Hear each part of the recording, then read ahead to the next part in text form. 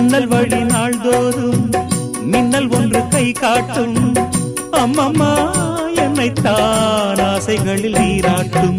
எனக்கும் உனக்கும் இருக்கும் நெருக்கம் இளமை தொடங்கி முதுமை வரைக்கும். இரவும் பகலும் உறவை வளர்க்கும், இடையில் இருக்கும் தடையை தகர்க்கும்.